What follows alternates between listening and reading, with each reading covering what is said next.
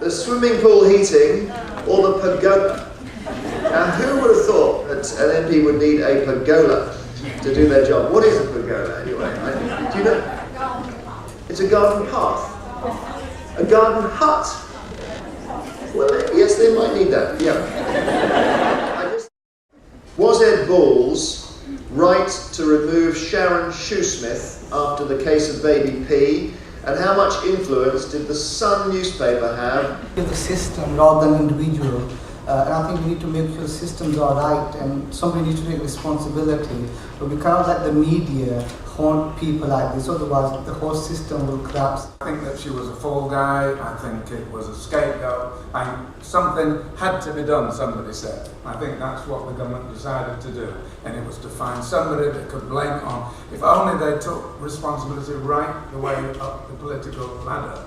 You know, for me, why pick up that level? Why not pick up higher? If we'd have had more social workers, if we'd have had more money pushed into the system, at the end of the day, social workers and anybody in social work can only do so much.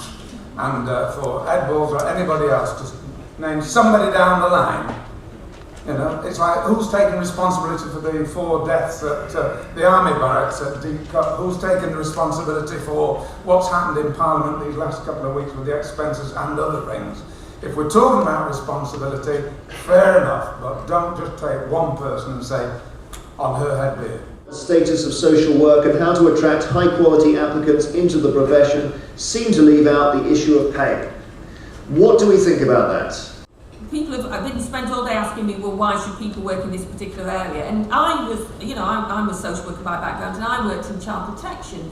And the reason why I worked in child protection is it was one of the most interesting areas. I worked in a multidisciplinary team where we had health visitors and doctors and social workers working together. So I think we can construct exciting and interesting roles for social workers, even in some really difficult areas. And the gentleman who was talking there has got a full team. I'm sure one of the reasons he's got a full team is because people feel professionally supported and that they can do interesting and worthwhile things. The poorest I've been and happiest going into this profession.